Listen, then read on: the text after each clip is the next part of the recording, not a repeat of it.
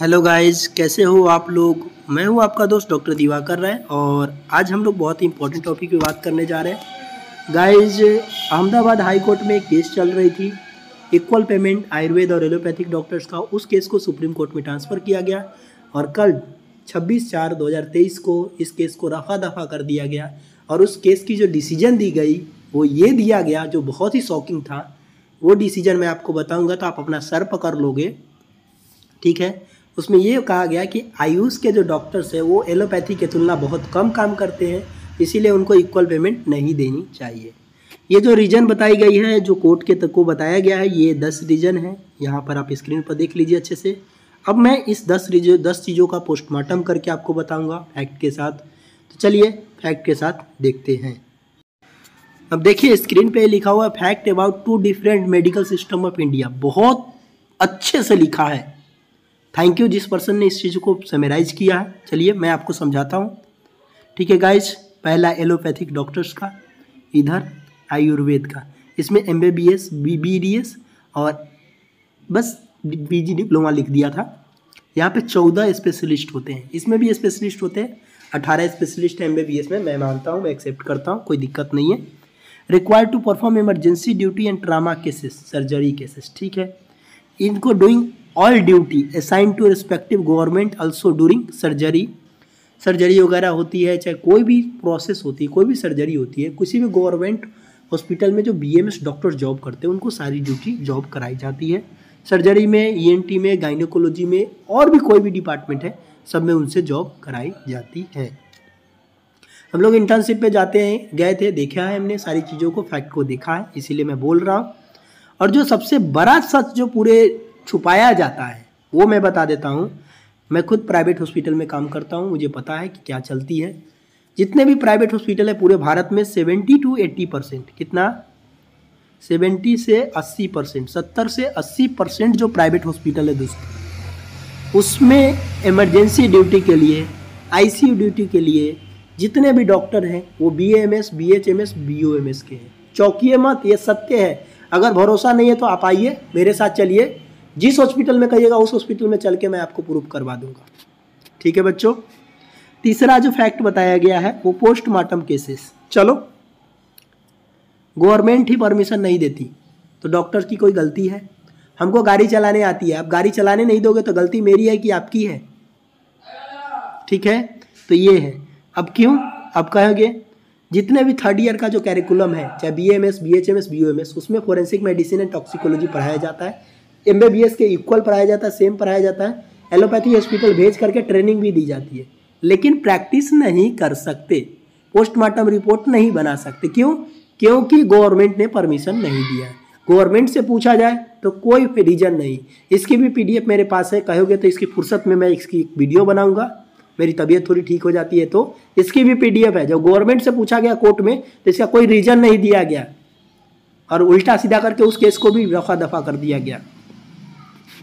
ये लोग चाहते ही नहीं है कि आयुर्वेद का कुछ अच्छा हो, आयुष का कुछ अच्छा हो, चाहते ही नहीं है। क्योंकि बड़ी बड़ी जो कंपनियां हैं, जो करोड़ों का जो बिजनेस करती है, अरबों का जो बिजनेस करती है, वो कभी नहीं चाहेगी कि उनका बिजनेस खत्म हो। अब बात करते हैं चौथी चीज़ें है, वर्क इन OPD और ऑपरेशन थिएटर। हाँ, खुशी हो गई, सारे MBBS तो ऑपरेशन थिएटर में घुस के सर्जरी ही कर देते हैं, ये बिल्कुल गलत है। जो स्पेशलिस्ट सर्जन है वही करते हैं, सब नहीं करते हैं। लेकिन इनकी कहानी बेचारे गरीब की क्या है, OPD में भी काम करवा लेते हैं, IPD में भी काम कराते हैं, क्योंकि मजबूर होता है। और जब कोई आदमी मजबूर होता है ना तो उसे सब कुछ करवाते हैं। आयुष डॉक्टर को मजबूर डॉक्टर कहना चाहिए। यहाँ पर आयुष वाले मजबूर हैं। अब क्यों मजबूर है इसकी भी मैं बाद में बात करूँगा। उनको इनकी मजबूरी का ये लोग फ़ायदा उठाते हैं और OPD में, IPD में और OT में भी OT टेक्नीशियन का काम करवाते हैं यार। और इसके बाद भी इनका खुद का वर्क होता है, पंचकर्मा वर्क। पंचकर्मा वर्क के अलावा सल्ले का ये वर्क करते हैं, शालक्य का वर्क करते हैं। सल्ले मतलब जो सर्जरी वगैरह होती है, ENT का जो वर्क होता है, ये सब लोग अपने खुद करते हैं। आपका आइज का नंबर वगैरह देखना, चश्मा प्रिस्क्राइब करना, ये सारा काम ये लोग खुद करते हैं यार। ऐसा कुछ नहीं है कि नहीं करते, सब कुछ करते हैं, ठीक है। ऐसी ऐसी मेडिकेशन सिस्टम है कि आइज का नंबर गया हुआ वापस ला देते हैं लोग। ऐसा सिस्टम है आयुर्वेद में, ठीक है, और आयुष में।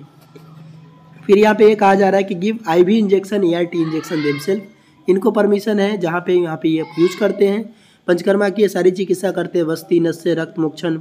पंचकर्मा प्रोसीड्यूर सर्जिकल प्रोसीड्यूर है, जैसे रक्त मोक्षण, वमन, विरेचन, वस्ती वगैरह ये सब है। उसके बाद सिरा वेदन है, सूचि वेदन है, ठीक है, अग्निकर्मा है।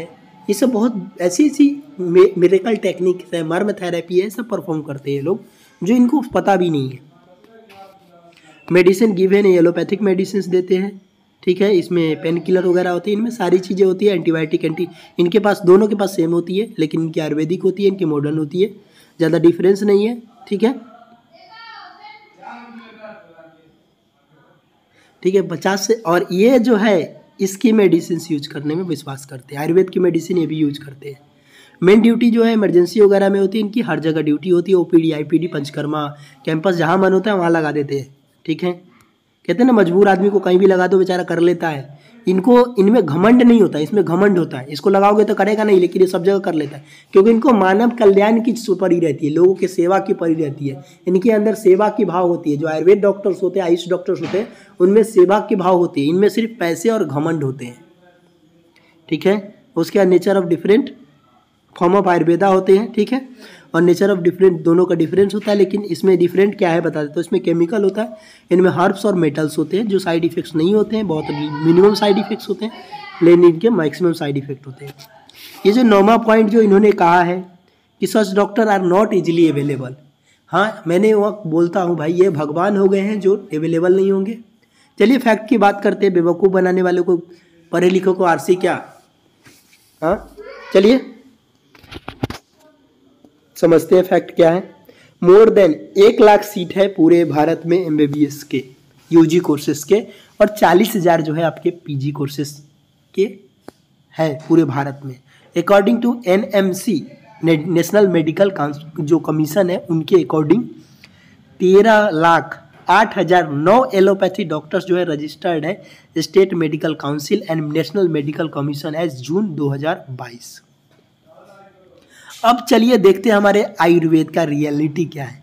जो ये कहते हैं कि पेनाल्टी में अवेलेबल रहते हैं, शर्म करो, डूब मरो, डूब मरने के लिए पानी नहीं मिल रहा तो मेरे से मांग लो, मैं दे देता हूं, और नहीं तो चलो धक्का मार देता हूं, साले डूब जा, मर जा साले, ठीक है।